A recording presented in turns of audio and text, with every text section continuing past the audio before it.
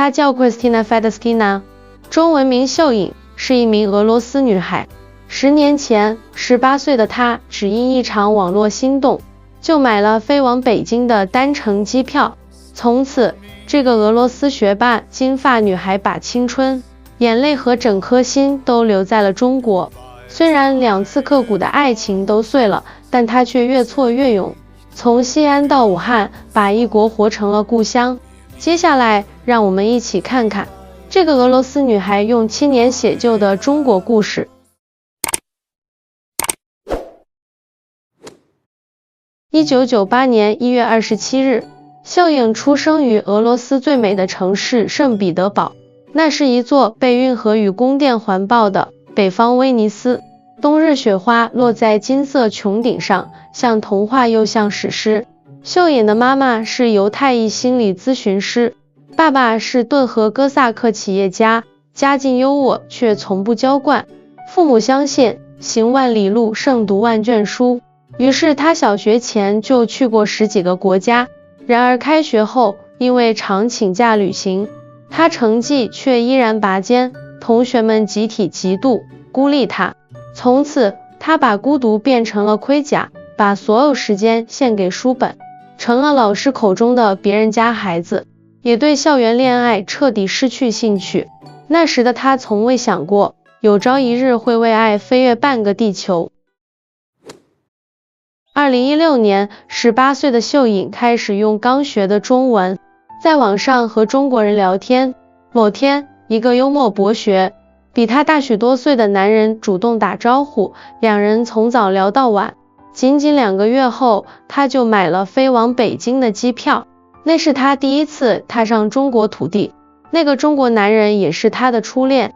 他高大帅气，带他吃火锅、尝海参，为他不吃早餐担心。而早起做饭，他则烤俄罗斯黑面包给他当夜宵。那一周的北京虽然下着5月雪，却热烈滚烫，他以为这就是一辈子。可当那个中国男人坦白自己离过婚并带着女儿时，远在圣彼得堡的母亲坚决反对秀颖跟他继续交往。他含泪分手，回到俄罗斯，却把整颗心落在了中国。伤口未愈，秀颖又在网上认识了一位温柔的对外汉语老师，他耐心辅导他通过 HSK 4级，还邀请他到中国西安做交换生。2016年夏天，他第2次来中国，他见到了他。那时的他其实仍放不下初恋，只是因为母亲这一次点头，便半推半就地谈了恋爱，订了婚，见了家长，甚至收下了男方父母在西安买的3居室婚房。2018年，他从俄罗斯圣彼得堡师范学校毕业，拖着行李正式来华读本科，插班陕西师范大学汉语言文学专业大2。新婚妻子、留学生、家庭主妇，3重身份压在20岁的秀颖身上。每天清晨6点，他要挤20多站公交车去上课，回家做饭打扫，却常常对着空荡荡的屋子偷偷哭泣。婚后，丈夫换了高薪却高压的工作，回家只剩下怀疑与查岗。有一次，秀颖高烧睡着，他却因没饭吃而大发脾气。那一刻，他才明白浪漫敌不过现实，争吵、冷战、夜夜哭泣，最终在2020年，两人平静分手。经历了2次在中国刻骨铭心的感情，最终都以失败告终。于是他变得像惊弓之鸟，见了异性就害怕。然而奇怪的是，爱情碎了，他对中国的喜欢却一丁点也没少，反而因为只剩一个人，更拼命地拥抱中国。分手后，秀颖把所有情绪都转化成了学习和美食。她敢吃榴莲、皮蛋、毛肚、鸭血、鸡爪，比许多本地人还重口。她爱半小时送到家的外卖，爱扫码支付，爱随处可见的充电宝。她更爱陌生人对她父母伸出的援手。爸妈来中国探亲时，一句中文不会，却被无数好心人带着转机指路微笑。那一刻，他真正懂了好客中国4个字。疫情期间，他窝在出租屋线上上课，反而觉得安静美好。